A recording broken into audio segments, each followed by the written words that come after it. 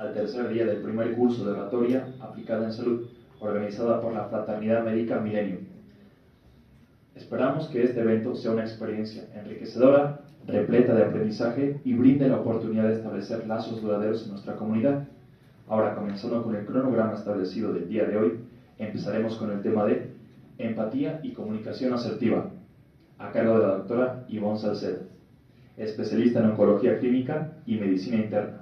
Realizó la residencia de medicina interna en el Instituto Nacional de Ciencias Médicas y Nutrición Salvador Subirán y oncología clínica en el Centro Médico ABC, ambos de oncología, avalados por la Universidad Autónoma de México, UNAM.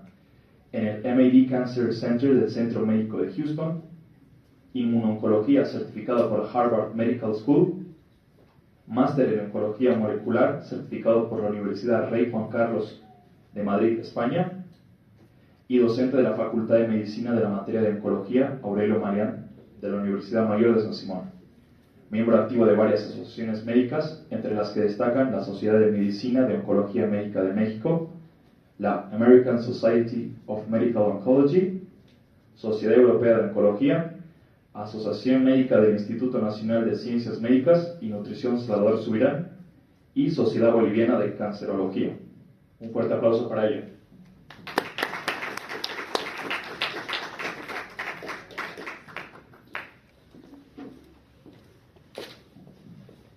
Hola, buenas noches. Muchas gracias primero por la invitación al grupo de estudiantes Millennium.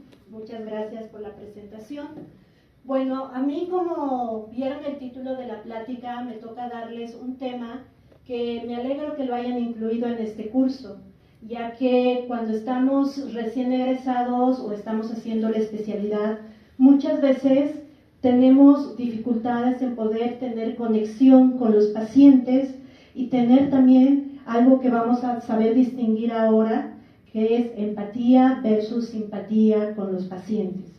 Entonces, vamos a ver que la empatía y la comunicación asertiva son habilidades fundamentales para todos los que estamos en el campo de la salud involucrados en el manejo de los pacientes, ¿no? ¿Y esto por qué? Porque nos permite establecer una conexión más profunda con los pacientes y eso se traduce en mejor calidad de atención y finalmente se traduce en mejores resultados de nuestro trabajo, que significa aportar al paciente, dejarlo satisfecho, darle solución al problema por el cual acude con nosotros. Bueno, entonces, la siguiente, por favor. Empatía versus empatía. Creo que es muy importante que tengamos que definir y saber diferenciar cuáles son los conceptos básicos de empatía versus simpatía. Muchas veces han debido escuchar ya desde que hacen sus prácticas de ya en la clínica, donde interrogan, ya desde semiología, que muchas veces han escuchado estos términos de debes tener más simpatía con el paciente que simpatía. Y muchas veces estos términos no son muy bien definidos. Entonces, ¿qué? ¿Es empatía o es simpatía o es ambas cosas que deberíamos tener cuando conectamos y nos entrevistamos con un paciente? Entonces, vamos a ver las definiciones. La siguiente, por favor. ¿Qué es empatía? La empatía ya es traducida como la capacidad de comprender y compartir los sentimientos y emociones de otras personas. Y algo que lo diferencia de la simpatía es que la empatía es algo objetivo. Incluso cuando nosotros buscamos definiciones desde el punto de vista psicológico, te dice que te pongas en los zapatos del paciente y que camines al menos 1 kilómetro con esos zapatos. ¿Qué quiere decir eso? Que tienes que ponerte en su lugar, tratar de comprender qué es lo que está sintiendo en ese momento que está padeciendo una determinada enfermedad, qué emociones, qué miedos tiene en ese momento. Especialmente yo les voy a hablar mi experiencia desde mi punto de vista de mi especialidad, que es oncología, ¿no? Entonces, que cuando le dan el diagnóstico de cáncer a un paciente, tenemos que tratar de saber qué es lo que está sintiendo en ese momento el paciente después de que le dan ese diagnóstico. Y esta empatía de que es forma objetiva y colocarse en los zapatos, es lo que posteriormente se va a traducir en mayor conexión con el paciente, que el paciente te tenga confianza y por lo tanto cuando se aplique algún tipo de tratamiento que pueda seguirlo porque le das confianza y tener éxito en el manejo. A diferencia de la simpatía, que ya ese es un sentimiento subjetivo, no es objetivo.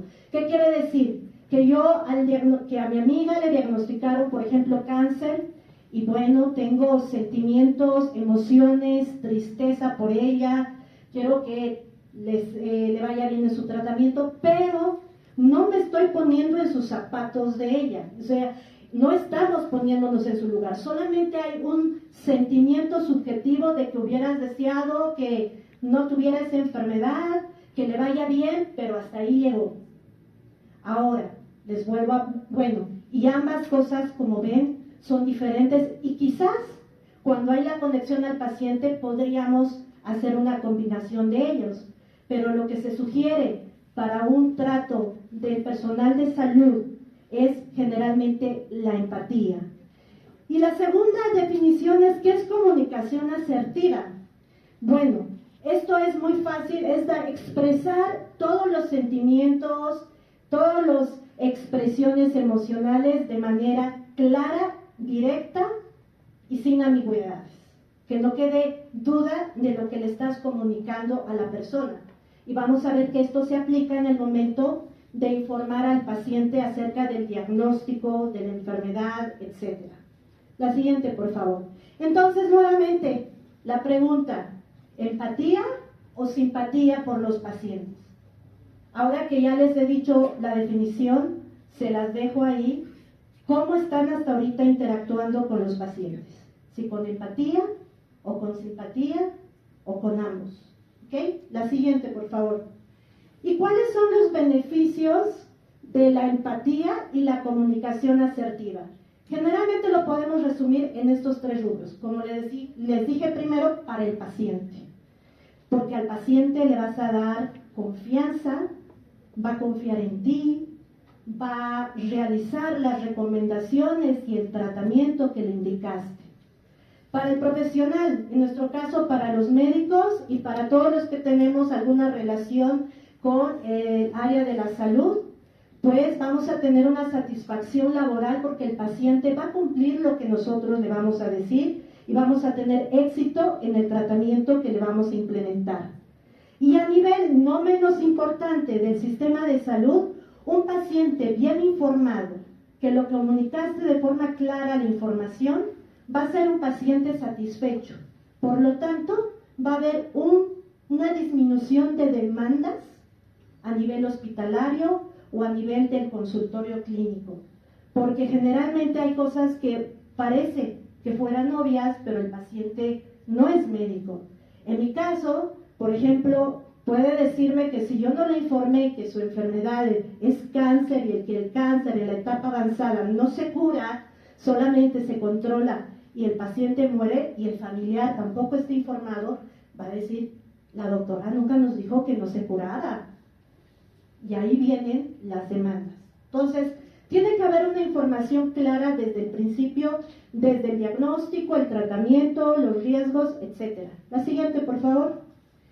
Y esto en el ámbito ya aplicado de la salud, va a lo que les dije al principio, la relación del médico con el paciente. Si hay una buena relación, si hay una buena confianza, lo más probable es que va a haber éxito en el tratamiento. Y además, la empatía y la comunicación asertiva en la salud significa que debemos tener una atención también personalizada a cada caso. Nuevamente, un ejemplo con mi especialidad. Puede ser que haya tratamientos a nivel mundial para el cáncer muy revolucionarios, pero que el paciente no tenga la capacidad económica de adquirirlos, ¿no? O que no tenga la capacidad de asistir a un hospital de tercer nivel para recibir el tratamiento. Entonces, Tenemos que adecuarnos nosotros a las posibilidades del paciente y darles opciones de manejo, porque sabemos cuáles son sus características, no solo de la enfermedad, sino también de todo lo que es su red social, que no es menos importante. Y bueno, todo esto finalmente se traduce en satisfacción del paciente en cuanto al servicio que le damos nosotros como profesionales de la salud. La siguiente, por favor. ¿Y cuáles serían los principios? Vamos a ponerlo entre comillas principios, porque desafortunadamente para dar una comunicación asertiva no existe una receta donde les diga, con esto van a poder comunicar 100% bien. La verdad es que es mucho con la práctica, con la experiencia, y sí, hay algunos tips que pueden ayudar para mejorar la comunicación con el paciente. Algo que los médicos tenemos que practicar siempre y que nos falta. Escuchar. Aprender a escuchar, que no es lo mismo que oír, ¿no? Escuchar, poner atención, que vea el paciente que tú estás en ese momento para él y que estás tomando atención a sus problemas de salud que te está comunicando en ese momento. La comunicación clara y concisa, eso es para nosotros. Comunicarle al paciente acerca de diagnóstico, dudas, tratamiento en idioma no médico. Algo que también nos cuesta practicar. Porque si bien estamos como 6, 7 años en la universidad, luego otros 6, 7 años haciendo especialidad, subespecialidad, pues realmente estamos acostumbrados, para nosotros es normal hablar en término médico. Pero eso nosotros tenemos que cambiarlo en el momento que transmitimos información al paciente. Hablarle, como dicen, en laico, en castellano. Y muchas veces cuando hacemos esa comunicación, también tenemos que ser flexibles y abiertos. ¿Qué quiere decir eso? Que nosotros damos opciones de tratamiento, le decimos acerca del diagnóstico, pero actualmente con todo lo que es el internet, las redes sociales, etcétera, muchos pacientes ya leen. También depende mucho del nivel de educación, etcétera, pero ya leen y vienen y te preguntan, doctor, doctora, he leído esto para mi tratamiento del cáncer. ¿Qué opina usted? La medicina tradicional diría, no pues, no sirve, yo soy el médico, tú haces esto, toma la receta, ven, cómprate y te la vamos a poner. Pues actualmente esa ya no es la medicina actual. La medicina actual es una medicina de equipo, donde el paciente también juega un papel muy importante en la toma de decisiones. Muchas veces tenemos que escuchar qué es. Incluso pueden ser estudios recientes, porque hay pacientes que leen muy bien. Tratamientos recientes, entonces hay que escucharlos, y si están equivocados, pues con fundamento en conocimientos decirle que ese tratamiento es o no es adecuado para él, ¿ok? Y finalmente, el respeto mutuo durante la comunicación, creo que es algo que no debemos olvidarnos. Debemos también respetar opiniones, debemos respetar religiones, creencias.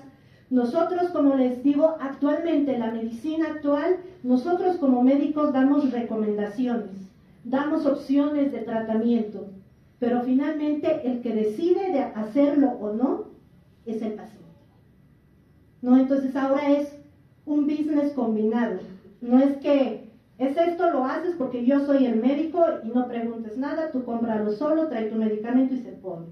Eso ya es medicina del pasado, ¿ok? La siguiente, por favor. Entonces, para resumir hasta ahora, en los puntos más importantes, la relación médico-paciente, la siguiente, por favor, basada en lo que dijimos, la empatía que va a dar confianza, y este binomio relación médico-paciente es fundamental para ganarnos eso, la confianza del paciente. Para eso, aprender a escuchar, no solo a oír, escuchar y además poner atención, estar en ese momento para el paciente que está con ustedes. Eso significa que cuando estamos, por ejemplo, en la consulta, no existe el celular, no existe el WhatsApp, Solo nuestra atención tiene que estar con la persona que acudió con nosotros. Y finalmente, pues la comunicación clara y respetuosa que les mencioné. La siguiente, por favor. ¿Y cuáles son estos beneficios? Ya hablando específicamente en la relación médico-paciente. Como les dije, la conexión y la confianza, vamos a repetirlo, yo creo siempre es algo súper importante. Eso va a aumentar la satisfacción de la atención que le estamos dando al paciente, porque un paciente bien informado, un paciente bien estructurado en su tratamiento, va a confiar en su médico y también va a optimizar la toma de decisiones del paciente de acuerdo a las necesidades, darle la atención personalizada y por lo tanto esto que nosotros queremos tanto, que haya una adherencia al tratamiento, porque si le explicamos por qué es importante que se tome tal pastilla o tal medicamento a tal hora, y es importante que no obvie ninguna dosis, y cuáles van a ser los riesgos o las complicaciones si obvia algún tipo de tratamiento, entonces el paciente va a estar más consciente y va a también ser partícipe de su tratamiento, haciendo las recomendaciones que se le dan. La siguiente, por favor. Entonces, aparte de escuchar, algo que tal vez muchos no nos damos cuenta, el lenguaje corporal cuando estamos frente al paciente, ¿no? Entonces, generalmente cuando vienen a hacer una historia clínica, ya sea porque están entrevistando y aprendiendo recién o porque ya están en el internado, lo hace muy rápido, ¿no? ¿Cómo se llama? ¿Dónde vive? Así, automático, y está mirando el celular o está mirando el reloj, y el paciente eso lo observa, eso lo ve. Entonces, el lenguaje corporal es también lo mismo que el escucha. Tienen que prestar todos sus sentidos, todo el lenguaje corporal tiene que estar para el paciente. Y el paciente se da cuenta. No diga, no, el doctor estaba viendo todo el tiempo su celular, estaba apurado y no le pregunté por eso. No, se nota que el doctor estaba súper apurado y ya no lo quise molestar. Entonces no sé cuál sea mi tratamiento. Entonces, es súper importante también el lenguaje corporal junto con el escucha. La retroalimentación. Esto es muy importante cuando estamos haciendo academia, ya sea como práctica de historia clínica o ya en sus prácticas de clínica. Preguntar a personas que ya tengan más experiencia de cómo comunicar, porque hay muchas cosas que son complicadas de comunicar. Por ejemplo, decir a un paciente que tiene cáncer por primera vez, necesitas tener un tino, necesitas saber cómo hacerlo, porque puede causar problemas emocionales muy delicados. Entonces, hay personas que son con más experiencia con nosotros, más años que nosotros, seguimos aprendiendo, entonces siempre es bueno preguntar a personas que ya llevan más años en el negocio y preguntar algunos tips, o que te observe cómo estás entrevistando y preguntar finalmente si lo hiciste, cómo lo hiciste. Ahora, en la relación con el paciente, uno mismo puede retroalimentarse. ¿Cómo? Por ejemplo, si dan una indicación de algún tratamiento de un antibiótico, una manera muy fácil, si el paciente ha comprendido sus indicaciones, han sido claros, han sido precisos, lo han hecho con un lenguaje no médico, es preguntándole, ¿ha entendido? Sí, doctor, he entendido. A ver, ¿me podría explicar cómo se tiene que tomar el medicamento? Es una manera muy fácil de comprobar si ustedes han transmitido la información de forma adecuada o no. ¿Okay? La siguiente, por favor. Y en nosotros mismos, ¿cómo podemos nosotros mismos, cada uno de nosotros, desarrollar eso? Primero, hacernos una evaluación de nosotros, ponernos a pensar en cualquier nivel que ahorita nos encontremos, cómo estoy comunicando, cómo estoy entrevistando, cómo estoy haciendo una historia clínica. Cada uno ahorita piense cómo está haciendo cada uno en una entrevista de una historia clínica. Entonces, eso es muy bueno porque uno mismo se está autoevaluando y ahí uno puede ver hasta ahora las características que vimos, qué es lo que me falta, qué es lo que no estoy haciendo, qué es lo que estoy haciendo, qué puedo mejorar, ¿no? Y como les dije, todo eso se hace con entrenamiento, ¿no? Se hace con entrenamiento. Interior, por favor. Con el Una control más. está cambiando Una más. Una más. Todo eso se hace con entrenamiento. Todo lo que hacen las historias clínicas, todo eso es con entrenamiento.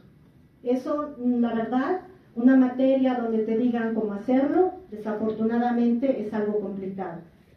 Lo que les mencioné, tener una retroalimentación, un feedback, preguntándole al paciente, también a los colegas, porque recuerden ahora que los pacientes, la mayoría están bajo el cuidado de un equipo multidisciplinario, ¿no? Entonces, por ejemplo, en mi caso, los pacientes con cáncer, algunos son diabéticos, tienen su endocrinólogo, son hipertensos, tiene su cardiólogo, entonces hay que estar en contacto con ellos y ver si la comunicación que estamos dando al paciente es la misma, ¿no? Entonces, todo ahora también es parte de un equipo. La verdad, trabajar solo ahora tampoco ya es de la medicina actual.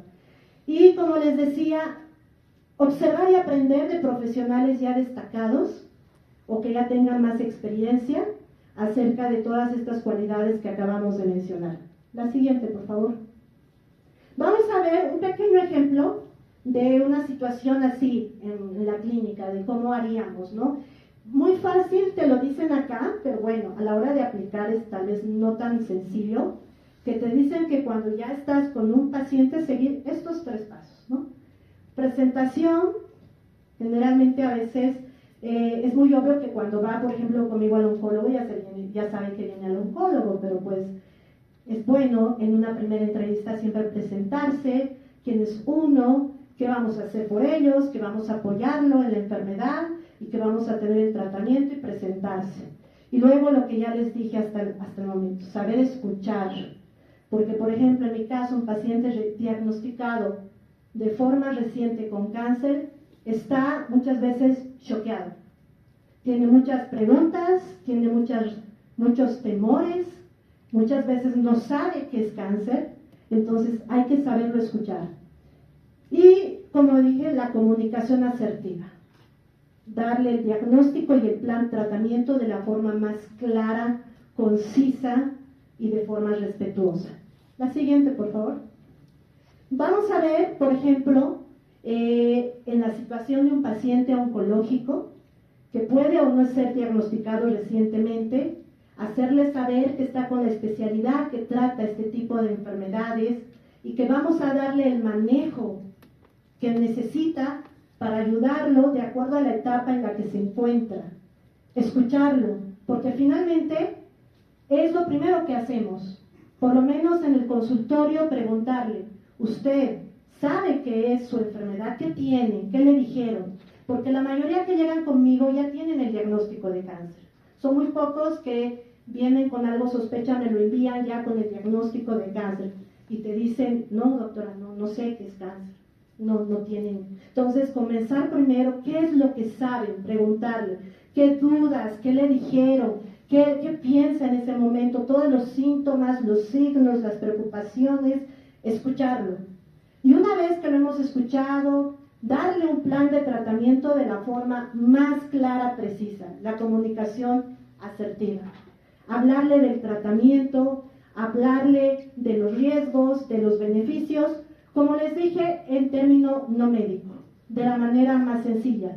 Y finalmente, hacer la retroalimentación que dijimos, preguntar al paciente y a los familiares que los acompañan, algo muy importante, porque especialmente en oncología, cuando das el diagnóstico de cáncer, no solamente cambias el entorno del paciente, sino también de la familia.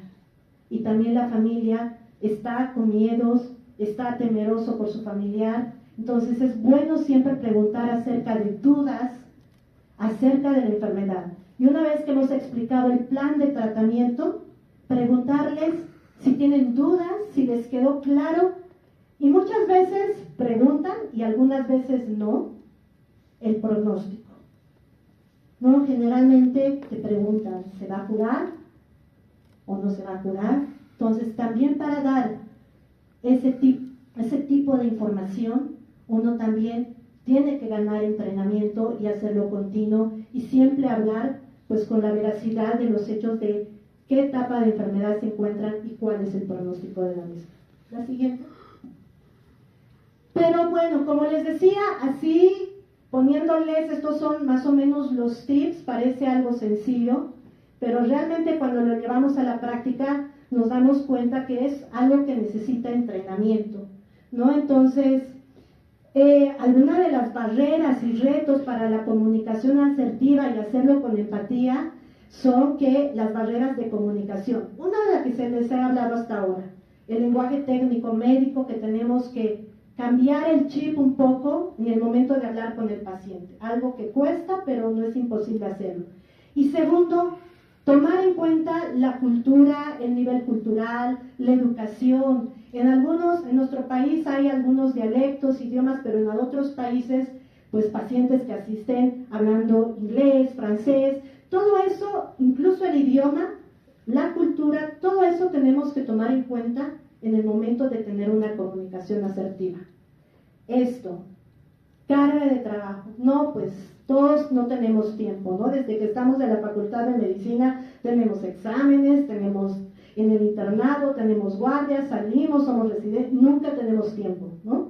Pero es algo con lo que hay que aprender a entrenar, que en el momento que entrevistamos a un paciente, ese tiempo es del paciente.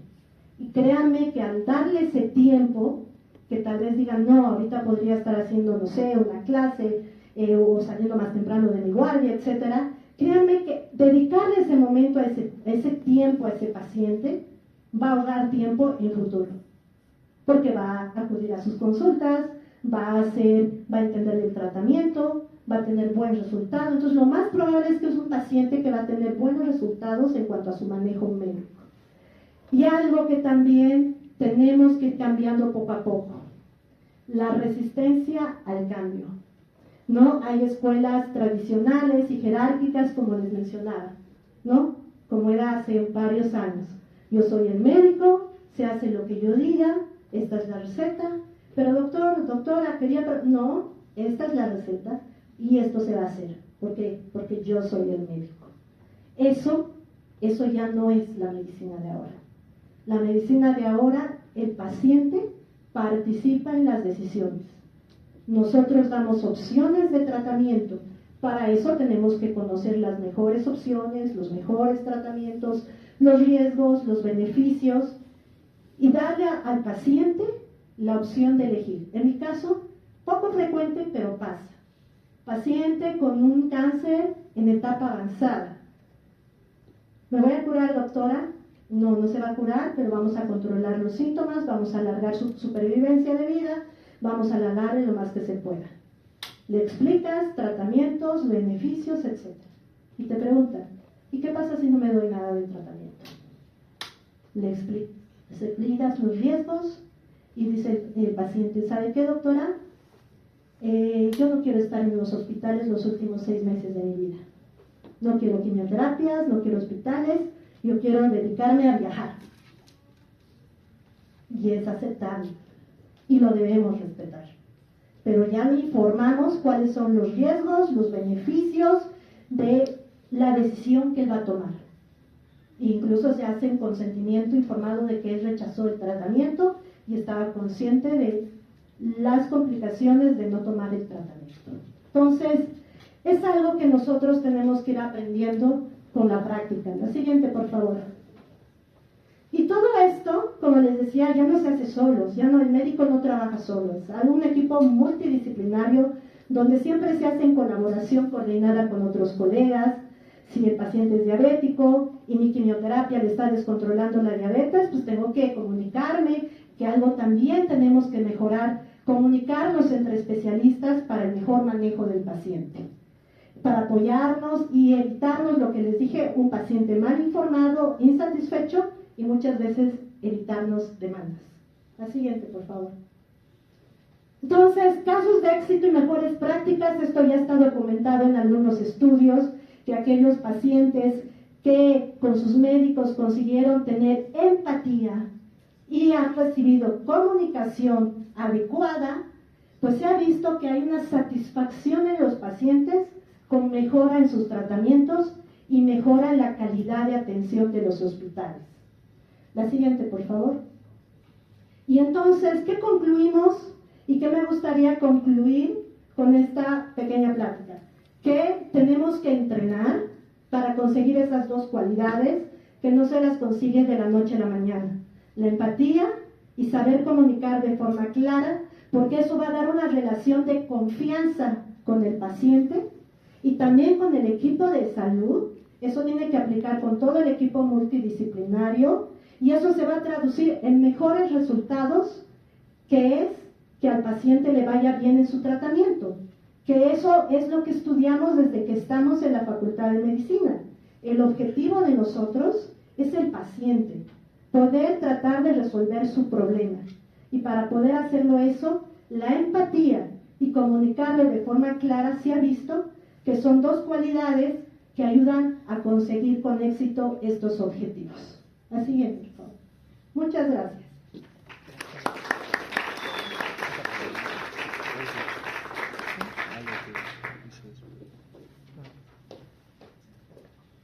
Muchas gracias por la presentación, doctora. Pasaremos a una ronda de preguntas durante 5 minutos para resolver cualquier duda de los participantes. Por favor, levanten la mano para darles la palabra a los que deseen realizar alguna pregunta. Bueno, entonces, eso sería.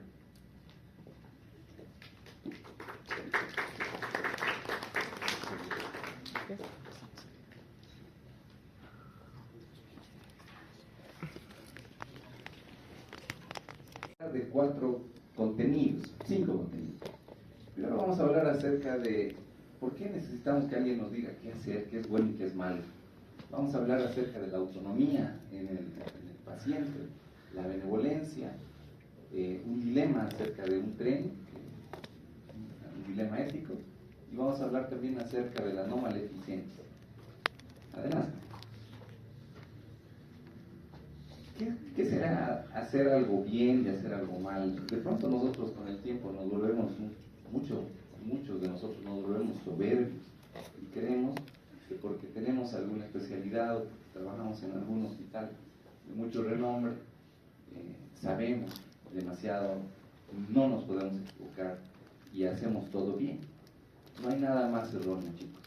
Ustedes van a aprender a lo largo de su vida que las personas que más saben son las personas más humildes, y las personas que más saben, al ser humildes, tienden a aprender más y más tiempo. El momento en el que algún médico dice yo ya sé, en ese momento ese colega ha dejado de aprender. Es mucho mejor decir la verdad es que no sé, pero hasta donde recuerdo las guías sugieren tal condición. Esta situación para ustedes es algo importante. No se sientan mal de no saber cosas. Siéntanse preocupados cuando crean que ya saben las cosas bien. Siguiente. Este es una bonita pintura al óleo en la que se ve el momento de la muerte de Sócrates, en la que se lo acusaba, ¿no?, de ir en contra de la autoridad por pensar diferente. Entonces, muchas veces el tener una conducta ética hace necesario que nosotros digamos lo que pensamos. Ya, a veces puede parecer muy obvia una situación para todos, pero alguien puede tener un sentido común distinto al del resto y es necesario escuchar. Un poquito más acá vemos triste Aristóteles pensando con pena, ¿no?, en que el razonamiento muchas veces no es el que triunfa, sino simplemente la imposición del poderoso, como fue en este escenario la muerte de Sócrates. Siguiente. Evoluciona un poco la filosofía. La ética va muy ligada de la mano de la filosofía, porque aterriza en temas que no son tangibles y que no se pueden medir adecuadamente. Entonces, este señor Hipócrates es uno de los que empieza a darnos pautas de conducta, ya que los médicos teníamos algunas cosas muy claras en nuestra profesión miles de años atrás. La primera, hacer el bien. La segunda, no hacer daño.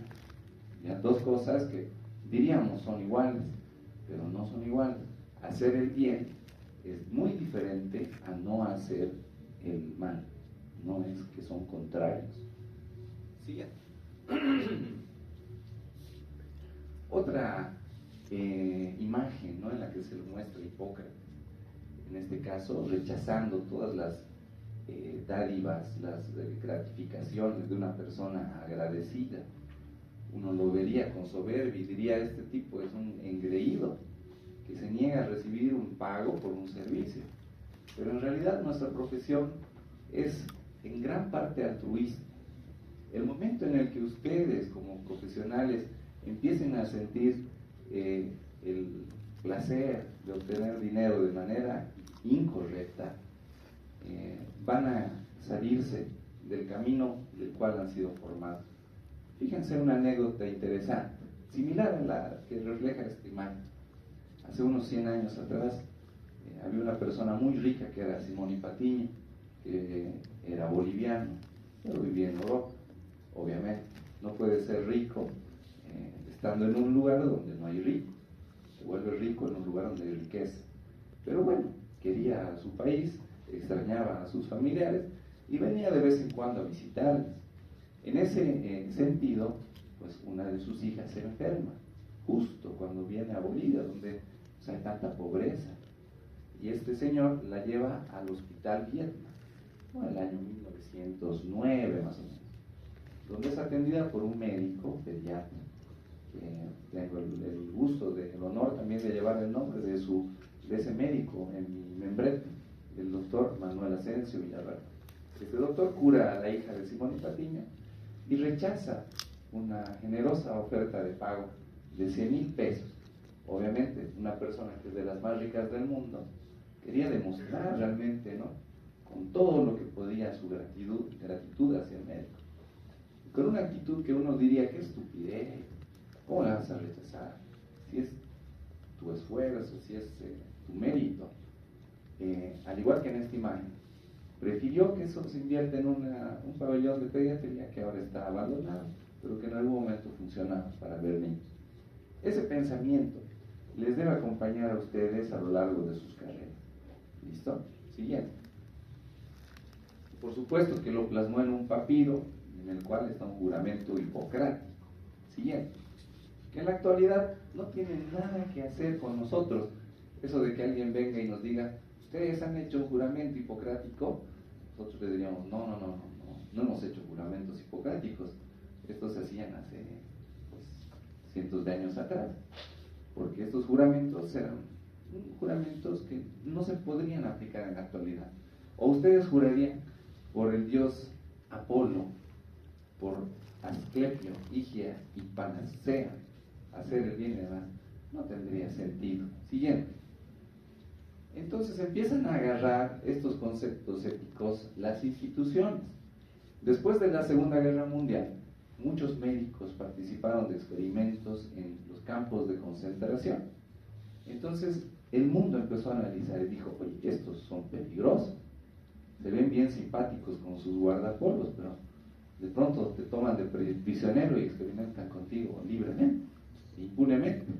Entonces crearon un juramento nuevo, que es el de la Convención de Ginebra, que es un poco más adecuado y probablemente sea el que ustedes vayan a hacer cuando sean médicos. Siguiente. Todavía más aún, ¿no?, se forman academias médicas, en este caso Academia Médica Mundial, Asamblea Médica Mundial, que define una serie de principios que deberían regirlo. Y ha ido evolucionando, fíjense, va evolucionando también. Siguiente, con a medida que pasa el tiempo. Entonces, cuando hablamos de ética médica, es por la sencilla razón de que por mucho que nosotros seamos expertos, viejos, capos, corchos, estudiosos, habilosos, siempre podemos cometer errores. No necesariamente en nuestra práctica, sino en nuestras decisiones. El día de hoy yo tengo un paciente con leucemia intubado. Su leucemia es de mal pronóstico. Aparte, la leucemia tiene choque, insuficiencia respiratoria, una coagulación intravascular diseminada. mi cerebro me dice, se va a morir por la leucemia. 20% de estas leucemias sobreviven. Además de todas las condiciones agudas, vas a hacer el intento por ese 1%. No le estás generando un gasto a la familia, a su seguro, a la clínica. Estás haciendo lo correcto. Entonces esa pequeña voz interior para nosotros es la ética médica. Y al igual que es una voz interior, digamos, subjetiva, se considera en la actualidad una ciencia, porque hay estudios que nos ayudan a tomar buenas decisiones éticas. Siguiente. La deontología, por otro lado, nos enseña que hay algunos principios que seguir, es como un manual, ¿ya? Relación médico-paciente. Sería muy obvio decirles, no salgan con su paciente, ¿correcto? Pero bueno, ahí está, por si acaso, si alguien tiene dudas. No salir con su paciente. Transferencia, ¿ya? Cuando un paciente transfiere sus emociones a la persona que le está tratando, desarrolla un afecto. Y cuando el médico recibe el afecto de la otra persona, desarrolla un afecto por su paciente. Contratransferencia, viejo y hace prácticas anticuadas y le va mal con sus pacientes. Yo le he hablado varias veces, pero es necio, no me obedece. ¿Qué hago? Le riño, lo denuncio, lo descalifico en la comunidad científica. No, revisar el código deontológico. Y fíjate qué dice, y eso va evolucionando. ¿Puedo clonarme? ¿Puedo clonar a alguno de ustedes, humanos? No sé, de pronto tengo la capacidad tecnológica para hacerlo. Pero bueno, hay manuales de deontológica que nos rigen. Son como nuestros manuales de funciones. Entonces, si nosotros hemos hecho algo malo, nos van a juzgar éticamente con estos manuales. Va a ir un paciente, va a decir, el doctor Copana me ha internado, mi hijo pues no necesitaba internarse, y me ha internado por cobrar la plata. Entonces, las personas que revisen eso, un tribunal de ética, van a ver el código deontológico, van a decir, a ver doctor, ¿qué indicaciones tenía? Estas. Entonces había indicaciones, no he incumplido un código. ¿Listo? Siguiente. El trabajo del médico generalmente es este. Es una imagen en la que Sir Lux Fielder muestra a un médico acompañando a su paciente. Eso es lo que van a hacer ustedes muchas veces. Espero que lo hagan. Ya los pacientes necesitan a alguien que los acompañe. No alguien que los cure, que les opere, que les recete y que les cobre, sino que nos acompañe. Siguiente. Fíjense este caso. 600 personas de color negro, en una época en la que no se sabía de la penicilina, y se decide dividir en dos grupos a estas personas, ya conociendo recientemente la incorporación de los antibióticos. Se les hace un seguimiento largo, viendo cómo sufren de sífilis y algunos cómo tienen hijos con sífilis, y llegando a conclusiones interesantes, como por ejemplo, 28 murieron por sífilis, 100 tuvieron complicaciones relacionadas a la sífilis, y alrededor de 19 niños nacieron con sífilis. Resultados que ahora nosotros tenemos en nuestros libros. Ustedes cuando revisen sífilis van a tener información abundante. Si se preguntan cómo saben eso, pues se utilizaron personas con sífilis que no fueron tratadas. Siguiente. ¿Qué opinan al respecto? ¿Qué hacemos con esta información? ¿La utilizamos? Si yo hago un experimento poco ético, y mi información es muy valiosa científicamente, el que ustedes utilicen esa información los convierte en cómplices míos.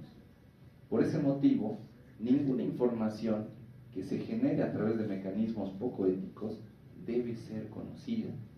Si hoy día nos ponemos de acuerdo nosotros, experimentamos de manera poco ética en animales o en humanos, y en 2 meses descubrimos la cura para el VIH, esa cura para miles y millones de personas no debe ser conocida, porque ha sido obtenida a través de un procedimiento cruel, en el cual ha habido sufrimiento de personas, y el que se difunda esa información no es correcto. Lastimosamente, una vez que se conoce una verdad, no se la puede desconocer. ¿Listo? Imagínense que yo y ustedes en unos años nos enfrascamos y descubrimos la cura para no envejecer, entendiendo que podría ser una condición curable. Si tenemos y difundimos ese conocimiento, definitivamente nadie va a poderlo ignorar. Siguiente. Esta señora es Henrietta Lacks, es una persona también de color negra, que tenía un cáncer de cuello uterino. Y los investigadores pues dijeron, oye, necesitamos cultivos celulares, ¿qué hacemos? Hay una señora negra de la sala de oncología, le tomaremos una muestra y cultivaremos sus células cancerígenas. Ah, buenísimo. Dile que nos donen unas cuantas células. Perfecto. Y ese es el cultivo celular más utilizado en el mundo. Ha servido para vacunas. Pero adivinen qué, nunca le han pedido permiso a la señora. Entonces, bueno, sí, es cierto, somos unos traviesos, pero le vamos a hacer una estatua ahí con eso, ya. Y de paso, pues nos hacemos famosos cuando vengan a nuestro hospital, decimos, sí, nosotros hemos generado el cultivo celular HL, Henrietta Lacks, nosotros. Y en las publicaciones van a ver, se probó la vacuna para el virus en células HL cultivadas en el laboratorio. Sí, son de esta señora. Otro tema ético. Siguiente. Estos son nazis, médicos nazis, investigando en una persona la hipotermia. ¿Qué pasará si sumergimos a una persona a temperaturas menores a 28 grados? Pues cosas interesantes descubrieron estos nazis. Como por ejemplo, que disminuye la frecuencia cardíaca, el consumo de oxígeno, y es posible operar del corazón a una persona en estas condiciones y volverle a circular sangre a través del corazón sin que nada malo le pase. ¿Listo? ¿Se sabía antes de eso? No se sabía. ¿Lo sabemos ahora? Sí lo sabemos. Y gracias a esto operamos cada año, cada día, en algunos lugares, niños del corazón. Trasplantes del corazón con hipotermia controlada. Hay que agradecerles a Dios ese conocimiento. Es muy complicado. ¿Cómo nos sentimos ahora con ese dato? Siguiente. Y bueno, el experimento que han visto con los negritos con sífilis se llama experimento de Tuskegee, que es el nombre con el que se lo ha catalogado en vista del lugar donde fue desarrollado. Siguiente. Y este señor es uno de los, bueno, estaba en la cárcel, por cierto, le quitaron la matrícula, modificó genéticamente 2 embriones humanos en su laboratorio, quitándoles parte del receptor GPP120 que los haría en teoría inmunes al VIH. Estos niños que fueron obtenidos por tratamiento de reproducción asistida, de mujeres que no lo sabían, pues son inmunes al VIH. 2. Lastimosamente tuvo la osadía de compartir su hazaña y por supuesto la comunidad científica no ha dicho qué bien que haya niños inmunes, personas inmunes al VIH, sino ha dicho qué mal que se haga investigación genética, manipulación genética en humanos, y esta su cara como si fuera un maleante, para que todo el mundo los conozca. En Cochabamba ustedes lo están viendo al señor Chen, y su concepto es que es un mal tipo, un científico que hizo un error que lo marcó para toda su vida. ¿Listo? Siguiente. Estos son los principios de Belmont, se llamarían, los que nos ayudan a tener una dirección en cuanto a ética. Siguiente. Caso 2. Tenemos una persona que tiene diabetes, le hemos amputado las piernas, hace diálisis cada tres veces a la semana, está además con otras enfermedades y de pronto ha decidido ya no hacer más diálisis. Me quiero morir, ya no quiero hacer más diálisis. Las enfermeras del hospital llaman a la familia, van en ambulancia a su casa, tratan de rescatarlo de la falla renal aguda, de su enfermedad renal crónica, pero a los 10 días de dejar de dializar se muere esta persona. Siguiente. ¿Quién tiene derecho, quién debería tomar decisiones relacionadas a nosotros? ¿El médico, la enfermera o nosotros mismos? ¿Es ético imponerle al paciente un tratamiento si no está de acuerdo en recibirlo? Y además no tiene retraso mental, no es niño. Entonces es importante que el primer concepto que aprendamos hoy día es el de la autonomía, que de pronto es nuevo para ustedes. Nosotros somos autónomos. Si yo tengo cáncer y sé que es un cáncer agresivo y no me quiero tratar, déjenme tranquilo, no me obliguen. ¿Listo? Nuestros pacientes tienen ese derecho. Nosotros tenemos que primero comprenderlos desde un ángulo que no es la compasión. Uno diría, el médico tiene que tener compasión con el paciente, pero la compasión daña el ego de las personas. Es como que uno de mis amigos tenga un problema con su mamá, que está mal justamente ahora, y yo le diga, hermano, me da pena, lo siento mucho y demás. Esa compasión con la persona la daña mucho en su ego. Entonces, en este caso, se tiene que tener respeto por la persona. Respeto no daña el ego, es una relación entre personas iguales. Entonces, respetemos siempre lo que el paciente o la familia quiere. Siguiente. Eso es autonomía, dejar a esta persona decidir sobre su vida. Él sabe todo lo que tiene detrás de sus puertas, de su casa, como decía la doctora, que él tome la decisión. Nosotros le acompañaremos, informaremos y todo eso. El documento que nos avala para fines legales, porque si se muere mi paciente hoy día, estoy ahorita hablándoles a ustedes, yo le hice firmar un consentimiento a los papás donde me autorizan a hacer todo lo necesario para que el paciente no muera, incluso RCP. ¿Listo? Entonces, siempre respetar lo que dice la familia. Siguiente. Si es un niño, respetar lo que dicen sus papás. Si sus papás están divorciados y piensan diferente, poner al medio el interés del niño por encima de las decisiones de los papás. Siguiente. Y bueno, si no puede decidir, preguntar a sus seres más queridos, ¿qué es lo que quisiera hacer? Hay una persona a la que le debemos este tema en nuestra facultad que manifestaba a sus familiares en caso de que yo esté mal y no tuviera posibilidades de despertarme de un coma bien, por favor no me estiren la vida. Esta persona que falleció hace unos años atrás ha aplicado en sí mismo este principio. Nosotros que éramos sus amigos, pues nos acordábamos de lo que nos decía y decíamos, pucha, y ahora que está mal, ¿alguien lo iba a ver? Y decíamos, sí, lo hemos visto desde afuera porque todavía abre los ojos. ¿Qué hacemos? Nosotros como amigos acompañar. La familia decide y él obviamente siempre decía, no me hagan sufrir, y se fue, ¿no? Caso número 3. Esta persona tiene una necrosis en el pie. Una niña, es una mujer con cáncer. Los cánceres son terribles. El pie le duele mucho, es un dolor insoportable. Nosotros diríamos, nadie se muere por dolor. Sí, definitivamente nadie se muere por dolor, pero nadie vive bien con dolor. Y esta persona la está pasando muy mal. Y solicita que se le haga un tratamiento quirúrgico. Ampútenme el pie, no soporto, no puedo vivir con esto, por favor.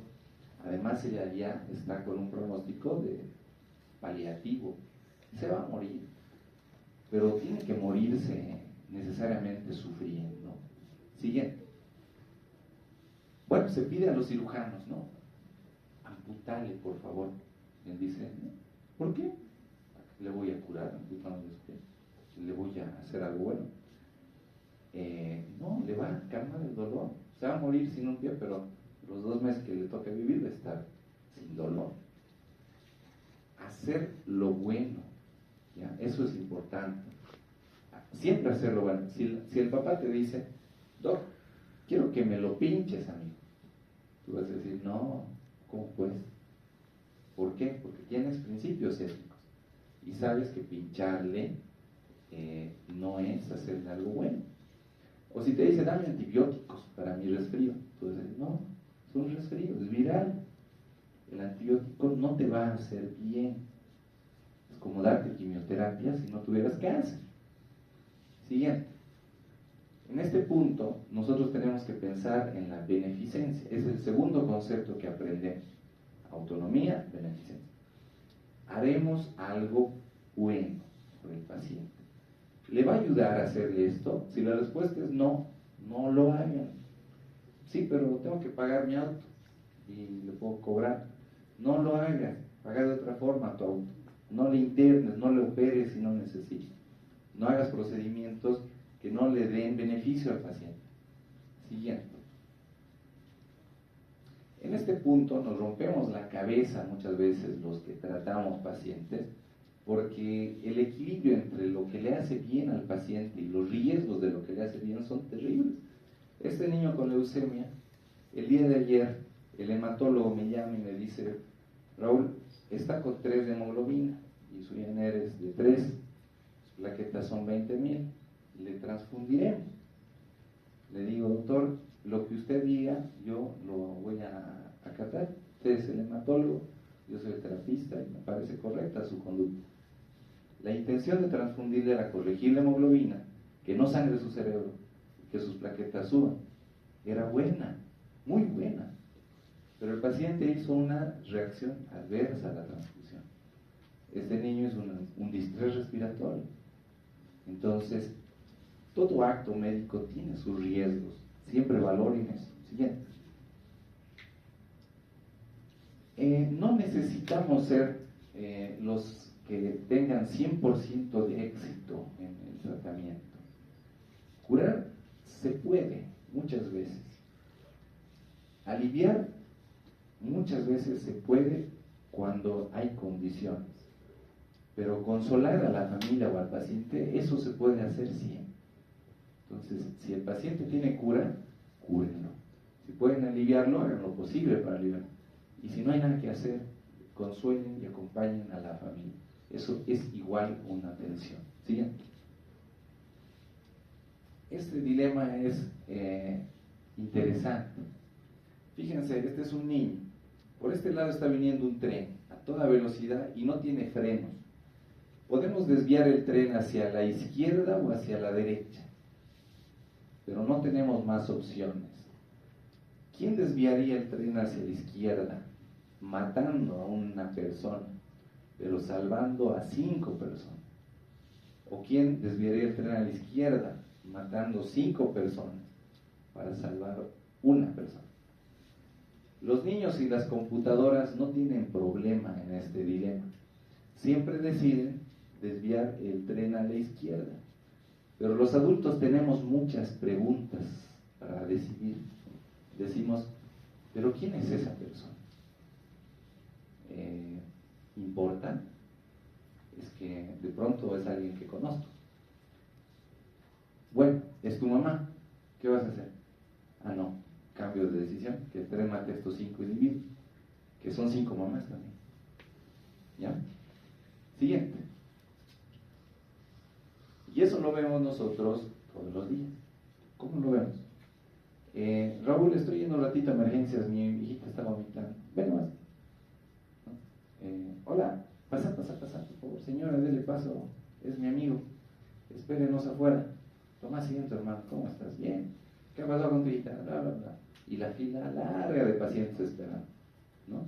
Bueno, anda nomás, listo. Abres la puerta del consultorio y, sí, siguiente. Bueno, ¿qué tiene tu abuelito? Se ha fracturado su brazo. Y me estabas esperando todo ese tiempo. Sí, pues doctor, usted va a meter a su amigo primero. A pesar de que yo era la ficha 1. No nos damos cuenta, pero nosotros decidimos a quién internamos, a quién atendemos, a quién pasamos a UTI, a quién le damos un corazón, a quién le damos un riñón, a quién le damos oportunidad de vivir y a quién se la quitamos. Lo mismo que el experimento anterior. Siguiente.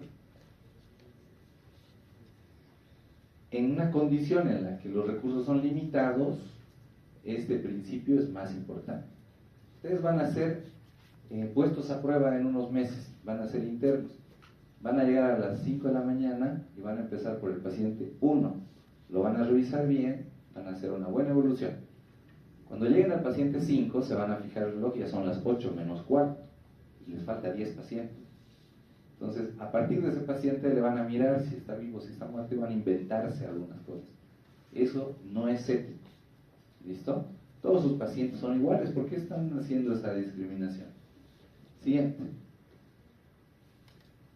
La justicia tiene en la práctica una relevancia muy importante.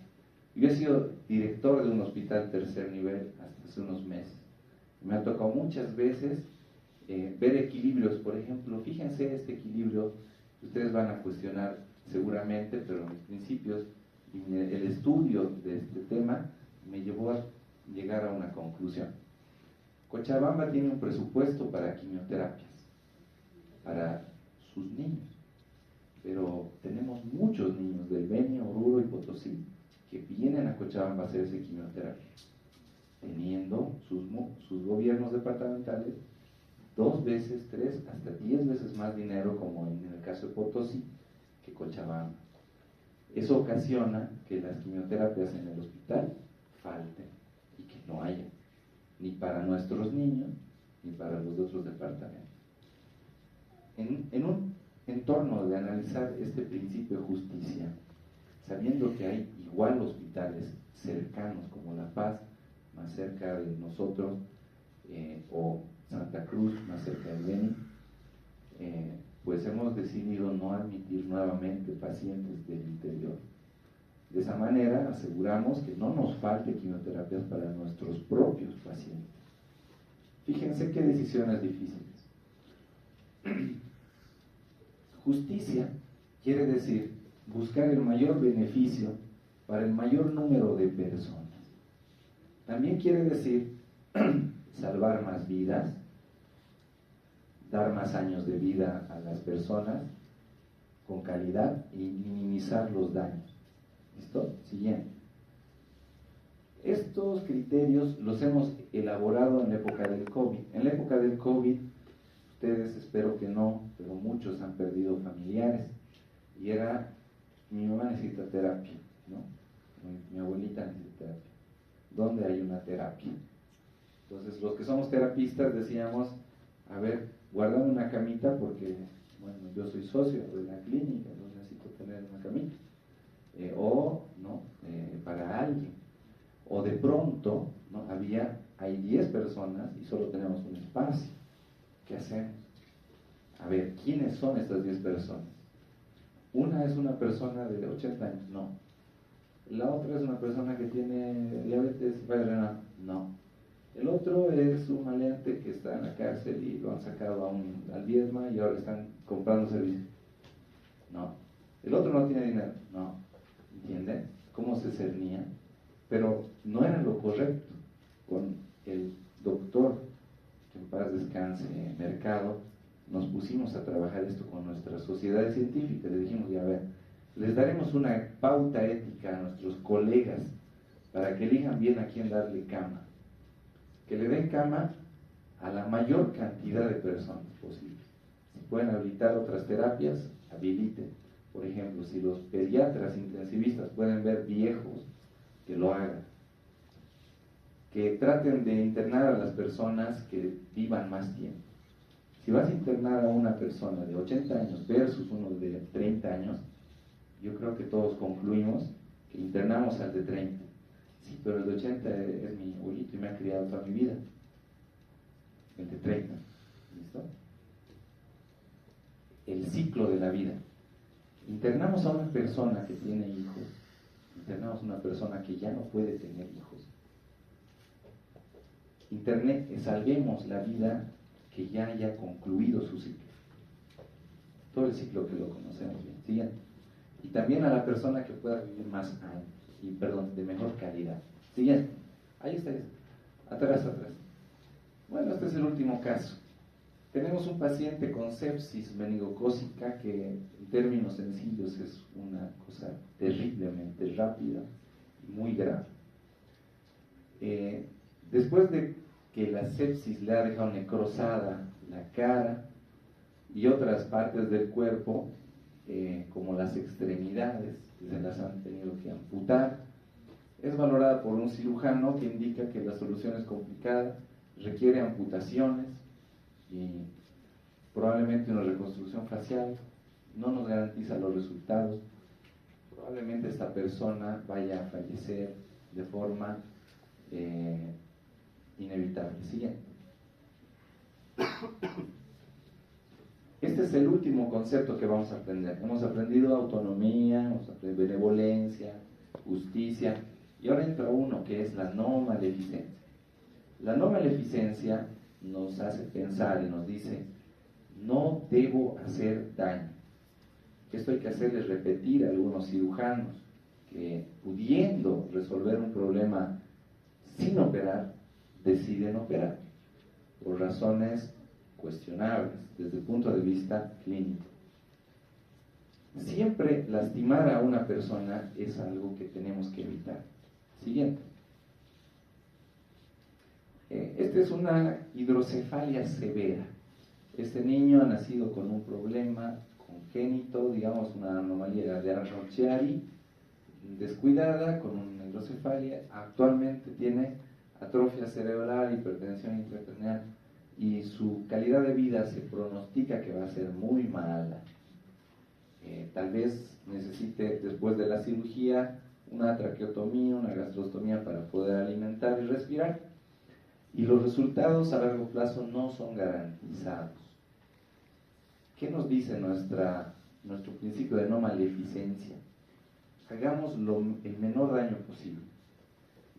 Si hay una posibilidad de pronto de hacer una derivación interna, esa es una buena idea. Si existe una forma de hacer el menor daño posible, decidamos por esa alternativa. Siguiente.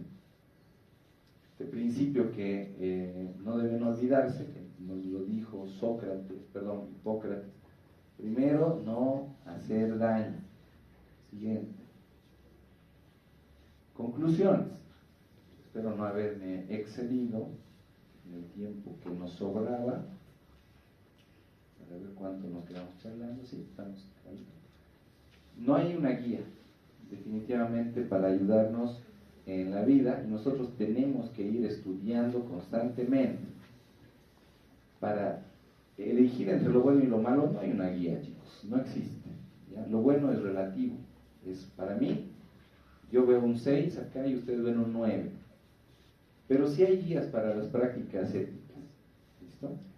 Siempre consideren estos 4 pasos cuando vean un paciente. No estamos hablando de un contexto de terapia intensiva. Cuando vean un niño en consulta, una viejita, etcétera, piensen en estos 4 principios. No olvidarse de la ética entre colegas. Cuando sean colegas van a tener problemas con otros colegas y van a tener que pensar en su institución. Van a decir, haz la ecografía, haz la radiografía, gasometría, como diríamos, repartiendo órdenes de laboratorio y recetas.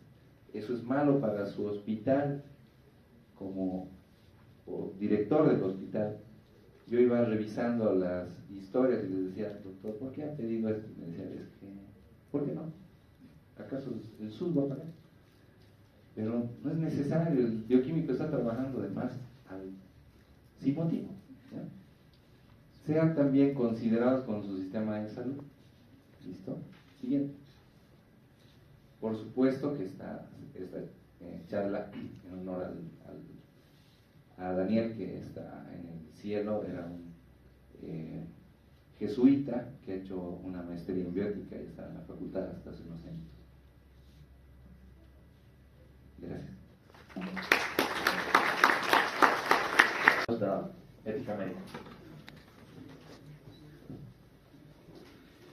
Retomaremos el programa establecido del curso, iniciando así el tema de presentación profesional a cargo del doctor Gary Villarroel, médico cirujano, estadístico en salud, y actualmente trabaja en Hospital del Norte con los cargos de responsables del servicio del SUS, jefe de comisión logístico sociocultural, miembro del comité técnico administrativo, miembro del comité de enseñanza, ética e investigación miembro del Comité de Auditoría Interna, miembro del Comité de Análisis de Información y también trabaja como docente de semiología en Unifrance, docente de informática médica en Unifrance, docente de informática médica en UNITEP y docente de información de laboratorios en UNITEP.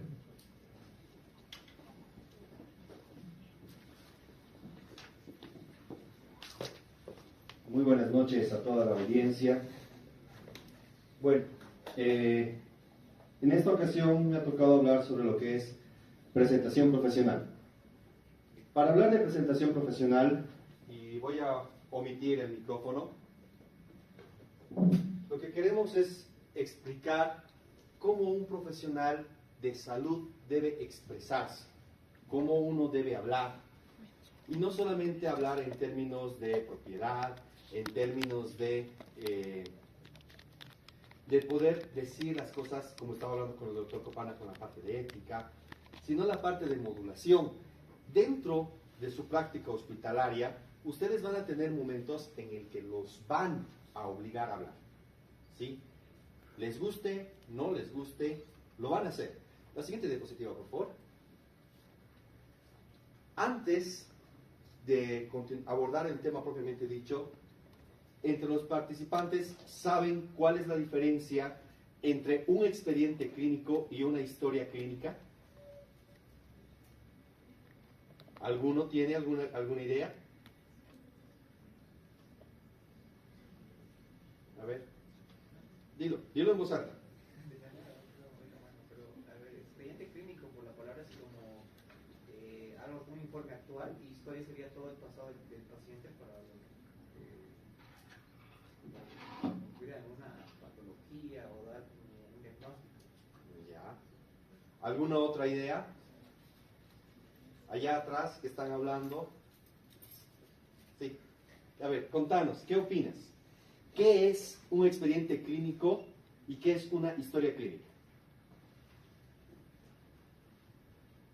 Bueno, la historia clínica es toda la recolección de datos en base a la anamnesis y el examen físico, y el expediente clínico incluye a la historia clínica más los resultados laboratoriales, más la epidemiología, y también incluye, por ejemplo, los consentimientos, si es que se ha realizado algún procedimiento, y demás papeleo.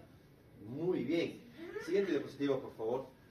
Cuando hablamos de la historia clínica, estamos hablando de un formulario que registra la atención del paciente en un único evento. Existen muchos tipos de historias clínicas. Hay la historia clínica completa de internación, las historias clínicas de consulta externa, historias clínicas de emergencias, hay las historias clínicas de evolución, tenemos las historias clínicas que ya son por especialidades y un montón. Y solo es un formulario. Cuando hablamos de expediente clínico, estamos hablando del conjunto de formularios, la cantidad de cosas que conllevan hacer la atención del paciente. Como bien nos estaban hablando acá, podemos incorporar las historias clínicas, incorporamos lo que son los formularios de reportes de laboratorio, los reportes de tomografías, ecografías, los reportes de enfermería, los reportes de quirófano, todo eso va a entrar en un expediente clínico. Y el manejo de este expediente clínico no es al azar. En Bolivia tenemos la norma técnica para el manejo del expediente clínico, donde esta norma nos dice qué hoja va delante de qué hoja y cómo se llena cada hoja. Entonces, todo está normado, todo está regulado. Pero el énfasis que yo quiero darle a esta parte, en la siguiente diapositiva, por favor, es que si bien tenemos formularios que vamos a ir llenando, seguí saltando, por favor, tienen que tener un formato adecuado, llenado. Siguiente. La historia clínica es algo que cuando tú tienes un paciente, te lo debes saber de memoria. ¿A qué me refiero a eso? Ustedes van a llegar en un momento a internar. Y cuando llegas a internado, te designan una serie de pacientes en los que te hacen revisarlos, les haces las historias clínicas, les haces las evoluciones correspondientes. Siguiente, por favor. Y literalmente, la siguiente. Siguiente, está haciendo atrás.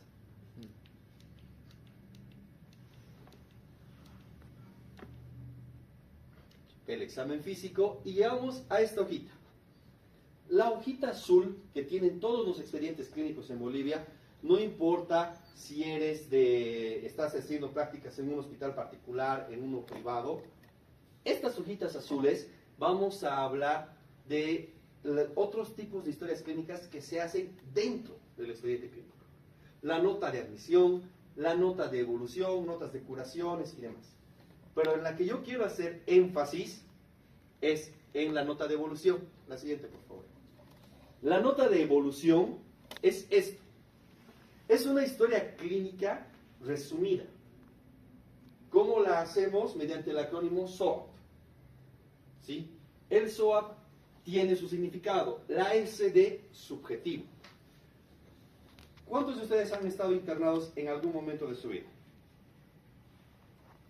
Era molesto cuando ese interno entraba a las 4 o 5 de la mañana, así, vas a disculpar, te tengo que empezar a revisar, te agarran, te tocan, te preguntan, no te dejan dormir, se van y después no puedes dormir.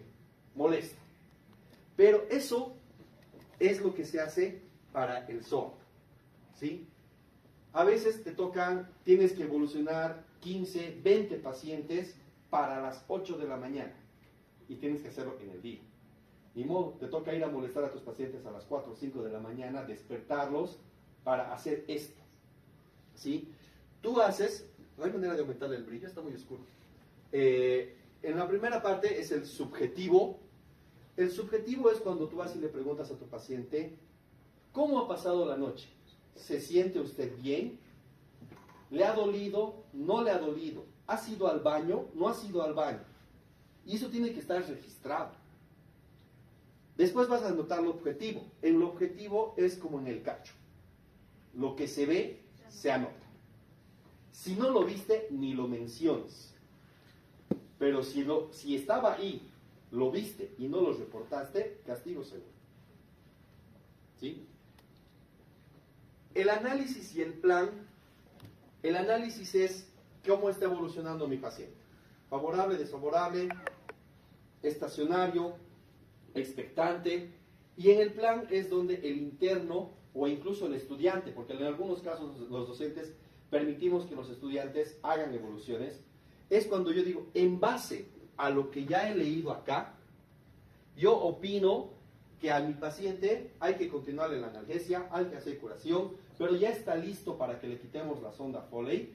Ay, pero está llorando mucho, mejor que lo vea la psiquiatra más. Perfecto. Entonces, esto es lo que genera un criterio médico. Pero en oratoria, ¿por qué me sirve entender esta parte? A ver, ¿me lo puedes leer lo que está en rosado? Paciente femenino de 33 años de edad cursando su segundo día de internación con diagnóstico postoperatorio de apendicitis aguda necrosada, peritonitis. Refiere pasar la noche con dolor a nivel de herida quirúrgica, no pudo conciliar el sueño, diuresis positiva, catarsis negativa, canalización de gases negativa. Perfecto. Ahora dilo sin leer. No, mirando allá. ¿De memoria? ¿Verdad? A lo que te acuerdas. El paciente femenino de 33 años que estaba cursando con apendicitis aguda necrosante, ha tenido dificultad para dormir y tenía diuresis positiva y catarsis negativa. Muy bien. Estamos con la idea. ¿Puedes leer hasta tórax? ¿No estás con lentes? ¿De al lado? ¿Puedes leerlo? Sí, por favor. ¿Tiene el examen físico? Sí. El examen físico, paciente orientada, consciente, entiende su persona, de cúbito dorsal a febril, hemodinámicamente estable, con signos vitales, presión arterial 120/80 milímetros de mercurio, frecuencia cardíaca 90 latidos por minuto, P91, FR 19, temperatura 36,5 grados centígrados, saturación de oxígeno del 98%. Piel en mucosas relativamente ligeramente deshidratadas, sin lesiones, dolor a la palpación ni edemas. Tórax. ¿Hasta ahí? Sí, hasta ahí. Muy bien. Ahora, imagínate tener que recitar lo que él ha leído, más lo que tú has leído, y todo lo que falta de 22 pacientes. Todos los pacientes que tú evolucionas, los tienes que presentar. ¿Cuándo los presentas? En el pase de guardia. El pase de guardia es cuando el médico de turno se va a ir del hospital y va a venir un nuevo médico de turno. Y el interno le tiene que avisar al nuevo médico: doctor, este paciente femenino de 33 años de edad que está cursando su segundo día de internación con un diagnóstico postoperatorio de apendicitis aguda necrosada, secuenciada a peritonitis, refiere pasar la noche con un dolor en la herida quirúrgica que no le ha dejado dormir, ha estado con diuresis positiva, catarsis negativa, canalización de gases negativa. Y todito esto hay que recitarlo todos los días, mientras somos internos. Y la tonalidad con la que vamos a hablar, la seguridad con la que tenemos que hablar, no puede fallar. Porque si tú vienes y empiezas así: es paciente femenino de 33 años que está cursando su segundo día de internación y aparte está con diagnóstico postoperatorio de apendicitis, los médicos nos vamos a hacer bolsa. Tienen que hablar fuerte, seguros, con confianza. Y para hablar con ese nivel de seguridad, tienen que conocer lo que han escrito. Lo primero, tienen que saber, tienen que conocer a su paciente. ¿Sí? Entonces, y para conocer a tu paciente, lo primero que tienes que hacer es tú revisar a tu paciente. A veces nos dicen: ay, ayúdame por favor, anda, evolucionámelo vos y yo voy a presentar.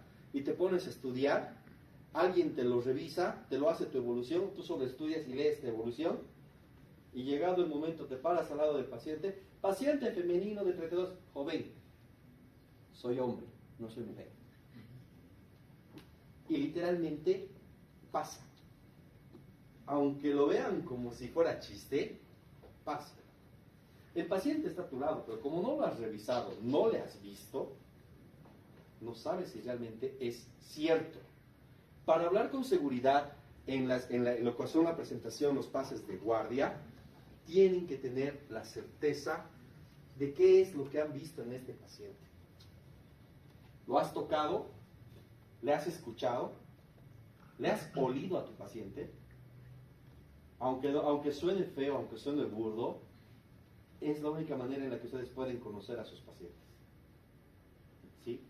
Para los que están en cursos elevados, para los que ya han pasado cirugía, ¿qué quiere decir si mi paciente postoperado no ha hecho catarsis y no está botando gases? Son preguntas tontas. Parece que son preguntas: ¿qué me estás preguntando? ¿Por qué te importa si entras al baño? Los pacientes te miran así. ¿Pero por qué creen que es importante preguntarle eso a un paciente postoperado de apéndice? Dime. Pueden desarrollar hilio Un hilio postoperatorio, ¿sí?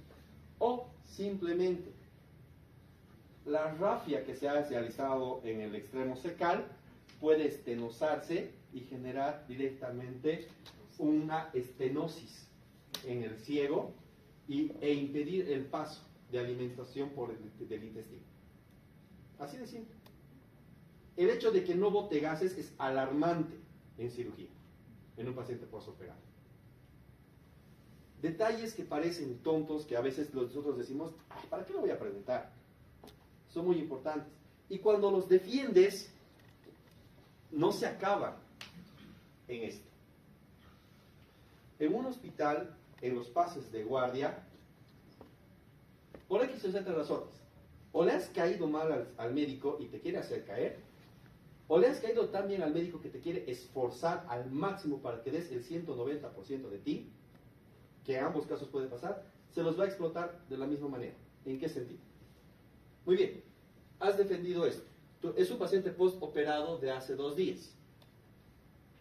Le has hecho laboratorios. Lo primero que te va a preguntar el médico es: ¿cómo están sus laboratorios de hoy día?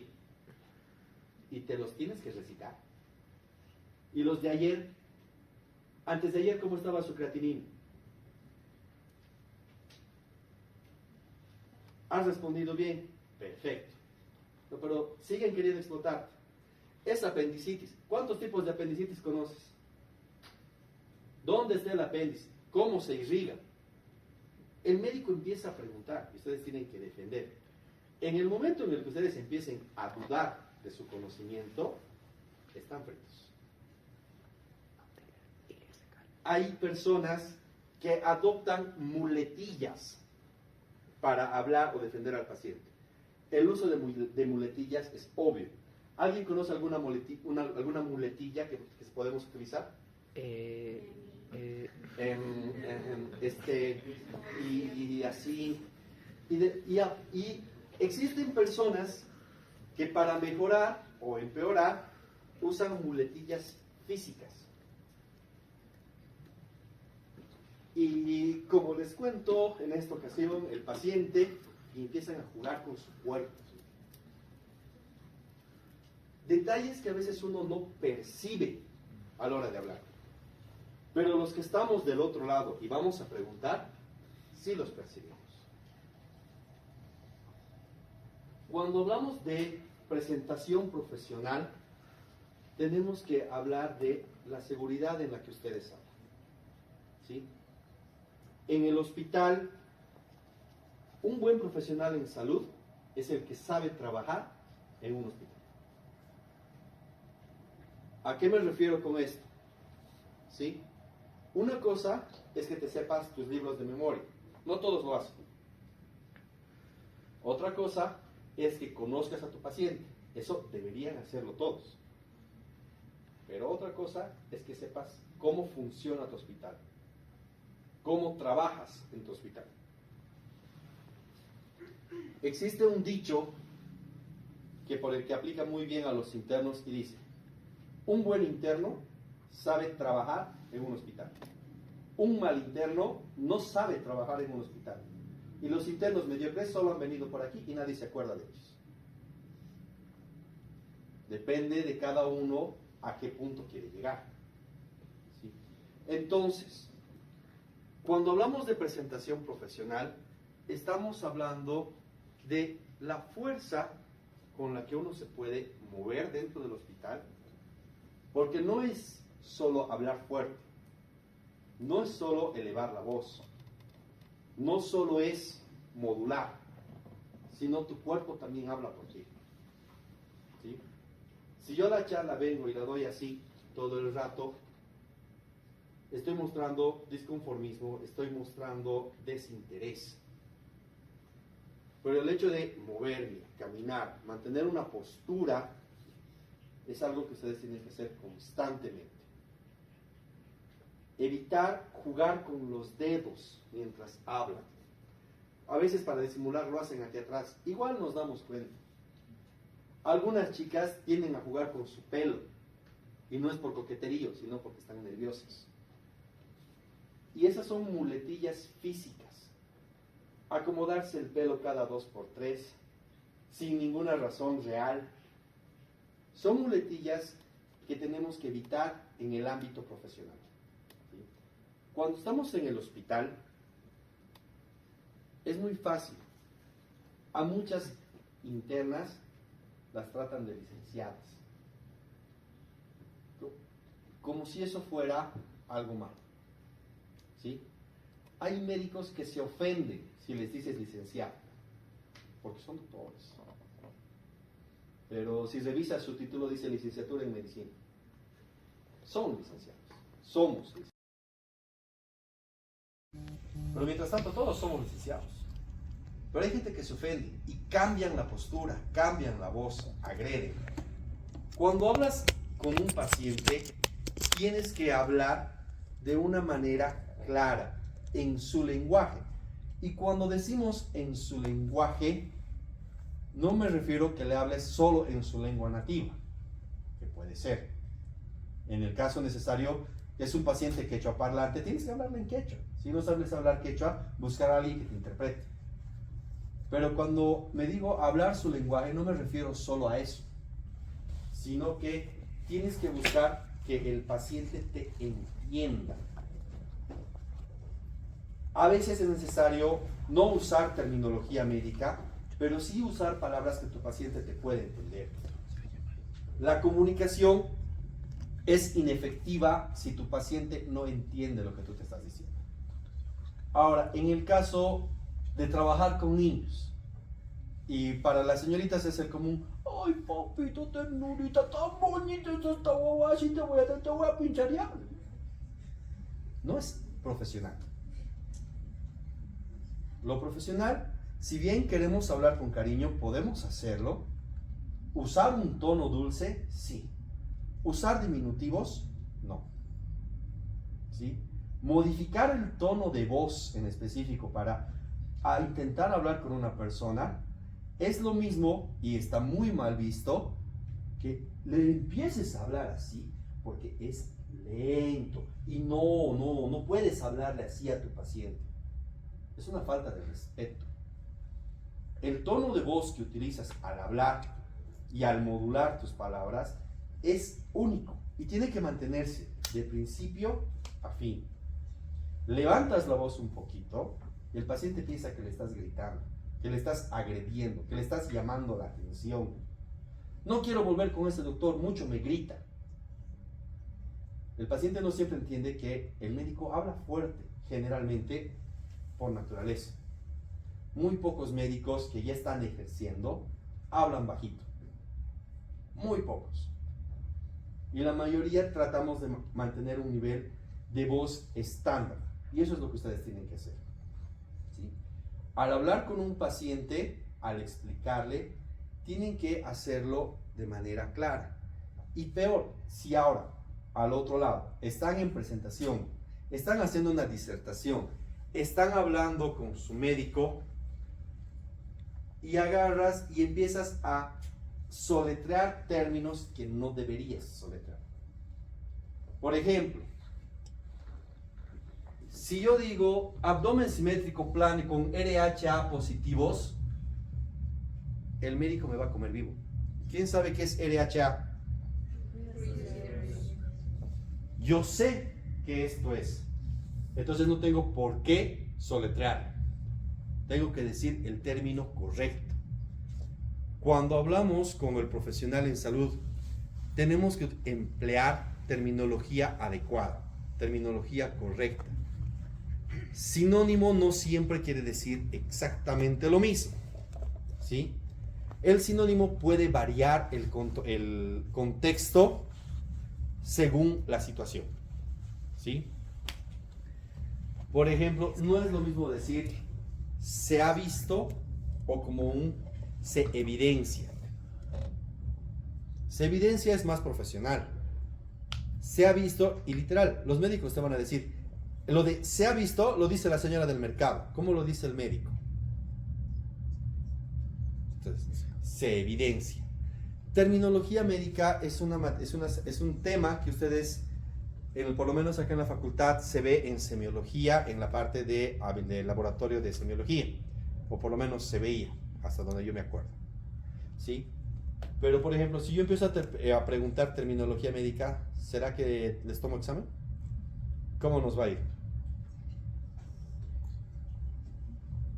Si yo pregunto, ¿qué quiere decir caudal? ¿Qué es? Región inferior. Ahora, si yo hablo de extremo proximal del radio, ¿de dónde estoy hablando? Del codo. Pero si yo utilizo, por ejemplo, el término HSH, ¿a qué me refiero? Si utilizo el término PBBS, ¿de qué estoy hablando?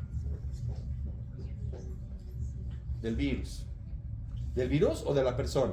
La persona. Ah, de la persona. ¿Sí? Si yo hablo de trofismo, ¿qué estoy hablando?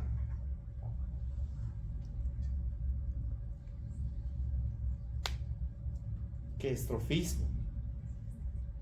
¿Está bien dicho abducir o abducir? ¿Qué es abulsionar? ¿Qué es divulsionar?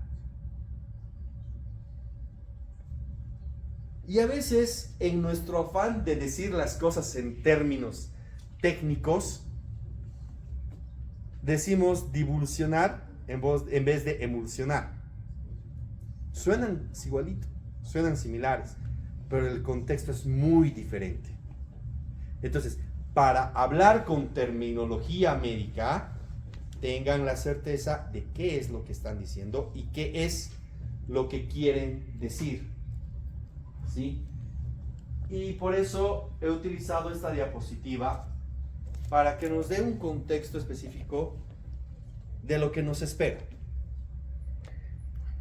Todo estudiante de medicina va a pasar por esto cuando llegue a su internado. Cuando llegue a la residencia, peor todavía, va a seguir haciéndolo. Y de especialista, si no hay internos, no hay residentes en el hospital, el médico también lo hace. La presentación, el hablar, tiene que ser claro. Hay reglas para eso, ¿sí? Y de las reglas ya les han hablado. Han estado 2 días que hablando que si el tono, la modalidad y tipos de charlas y demás. Pero en un hospital también aplica todo eso. Aplica. Y de hecho, si a tu médico le ves que habla así de bajito y no le entiendo, vuelves. Si cuando estás siendo auscultado por tu médico, agarra y dices, ay, creo que es, creo que no es, tal vez sí. A ver, ven y escucha voz. Te genera desconfianza. ¿Sí? Identificar a un practicante por esas actitudes es muy fácil.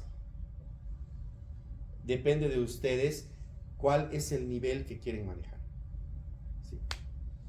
Ahora, hacer estos cursos de oratoria nos ayudan muchísimo. No sé si han hecho prácticas de modulación, ¿les han mostrado? Han mostrado, pero... Modular es muy importante. Hablar claro. Proyectar la voz. ¿Sí? No siempre va a haber un micrófono cuando estemos ante un auditorio. Y a veces nos va a tocar hablar sin micrófono aunque estemos en un auditorio. Y ustedes tienen que estar a la altura de eso como profesionales en salud. Porque profesional en salud no solo es dar una tabletita o decir este es tu tratamiento y ya. Es hacer un seguimiento. Y según las nuevas normas, la nueva medicina es la prevención. ¿Y cómo se hace la prevención? ¿Cuál? Educación. ¿Cómo educas? Dando charlas, ferias de salud. Supuestamente esa es la nueva medicina. Y entonces, para hacer todo eso, ustedes tienen que aprender a hablar en público. Nos cuesta. Existen numerosas técnicas para mejorar la modulación, proyección de voz y en casos de timidez, aprender a hablar en público. Y tenemos que hacerlo. La presentación profesional hace mucho. Y como estaba diciendo, la presentación profesional va a hablar voz, postura, la imagen corporal y obviamente la presentación. Cuando estén en el hospital van a estar posturno o con ojeras, pero no pueden estar despeinados o no bañados. ¿Sí? Por lo menos una toallita húmeda. Hace mucho. La presentación profesional no solo es el conocimiento, sino también el cómo te va a percibir tu paciente, cómo te va a percibir tu colega. ¿Sí? Y aunque suene burdo, si sabes que tus pies huelen mal, no te saques los Crocs cuando hay más gente. Y aunque no lo crean, hay profesionales que se olvidan de esa regla. En consulta el médico se saca el zapato y unos olores y pasa. Pasa en el Viedma, pasa en el Gastro, pasa en Los Ángeles, pasa en Los Olivos. Halitosis. Es un problema que puede ser patológico, pero no quiere decir que sea un problema con el que tengan que lidiar las personas que están a mi alrededor. Cuando hablamos de presentación profesional, la parte estética, aunque suene superficial, sí importa. Si tú a tu médico lo ves con la pijama remendada, dices, ya, no debe tener mucho trabajo. Algo tiene malo. Aunque no lo crean, la gente llega a ser muy superficial. Si tú llegas a la consulta con tus tenis sucios, no te van a preguntar tus pacientes, es que seguro no le ha dado tiempo de limpiar sus tenis. Lo único que van a decir, mira, este doctor con sus tenis sucios anda. Palabras de mamá, ¿no? Las mamás nos dicen eso. ¿Cómo vas a ir a la facultad con tu camisa sin planchar? ¿Qué van a decir de mí? Pero, aunque no lo crean, en el ámbito profesional, la presentación profesional de alguien incluye eso.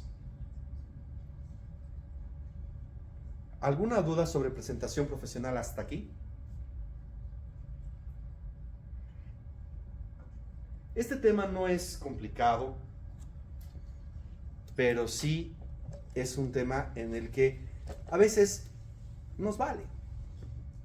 No le damos la importancia necesaria, no le damos el tiempo necesario. ¿Cuántos de ustedes alguna vez se han preocupado por, tengo que exponer? Se preocupan más por qué voy a exponer que en cómo lo voy a exponer.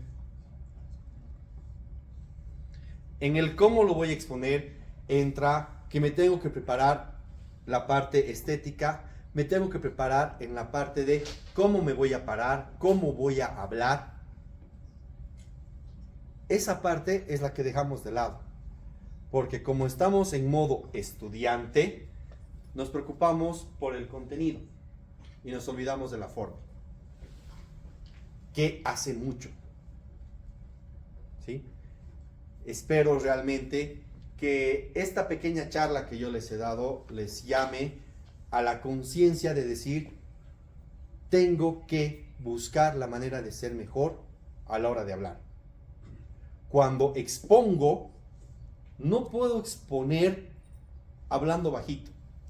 Tengo que hablar fuerte, tengo que hablar claro, que la gente me entienda, que mi expresión corporal concuerde con lo que estoy diciendo, que mi tono de voz sea el adecuado para que no se note como una agresión, o por el otro lado, que no me infravalorice yo mismo hablando bajito, encorvado y todo lo demás. Hace mucho, aunque no lo crean, entrevistas de trabajo se ganan con presentación profesional, más que con currículum. ¿Sí? ¿Cuántos de ustedes se han presentado a un examen de competencias aquí en la facultad para las auxiliaturas? Yo, pero en mi facultad. Ya, está bien. Se han presentado para las auxiliaturas y les hacen disertar, o les hacen defender un tema, o les hacen hacer algún procedimiento para que puedan optar por la plaza. Si ustedes no demuestran ese conocimiento, es malo. Puede ser una persona que en conocimiento tenga el mejor. En el examen teórico le ha ido con 100. Pero en la parte práctica no le ha ido bien. Y ese es un tema de presentación profesional. Porque en la presentación profesional, si bien es importante el conocimiento, no lo es todo. Y de hecho, es lo menos importante en la presentación profesional, tu conocimiento. ¿Es relevante? Sí, pero no es lo más importante. Más importante es cómo hablo, cómo me veo, cómo me expreso. Eso es lo más importante que tenemos a la hora de hacer una presentación profesional. La competencia es dura, es despiadada, no tiene límites. ¿Alguno de ustedes ha visto la lista de la residencia de estos meses, esta última residencia, la que ha pasado en mayo? ¿Cuántos postulantes eran? ¿Se acuerdan? Solo para cirugía, ¿cuántos postulantes eran?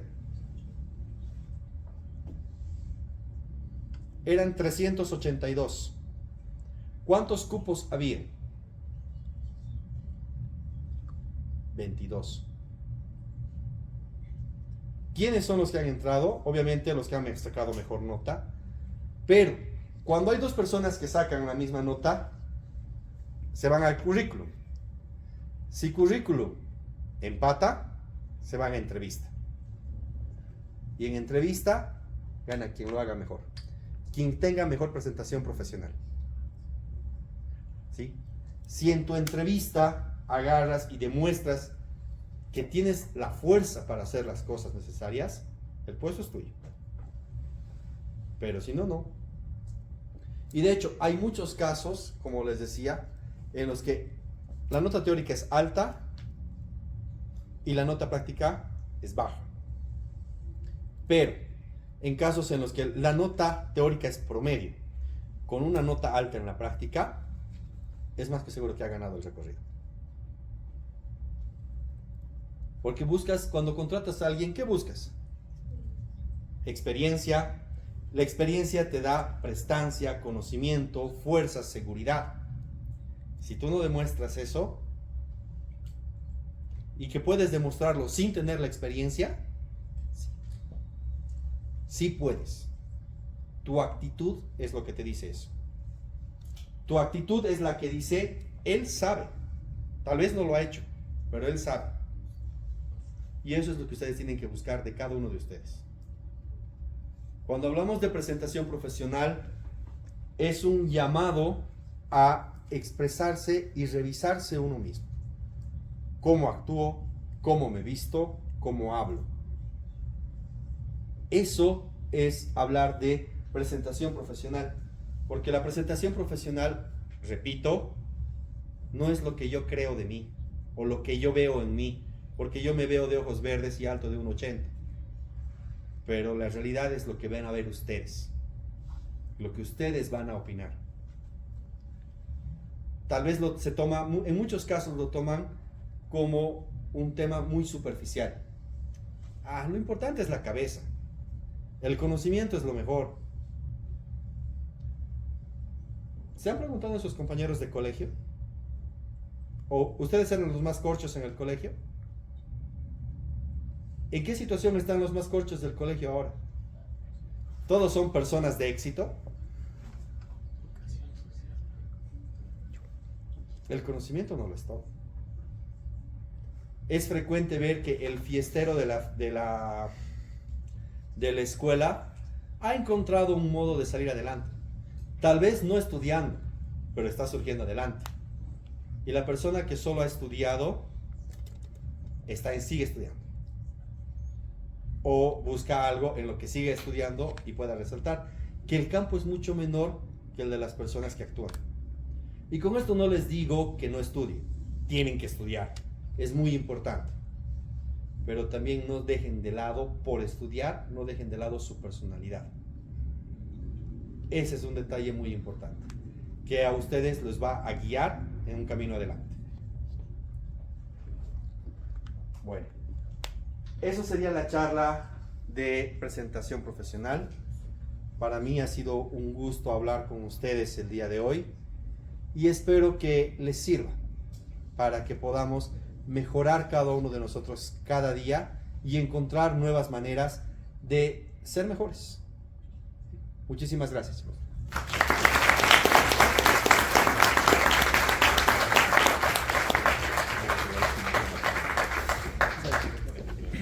Mentira, de misión social voy a hacer. De misión social. Muchas gracias al doctor Gary Villarroel por la presentación.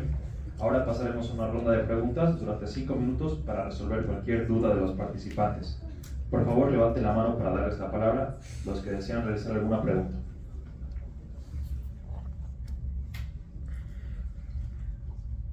Bueno, con este tema damos cierre al último día del primer curso de oratoria aplicada en salud.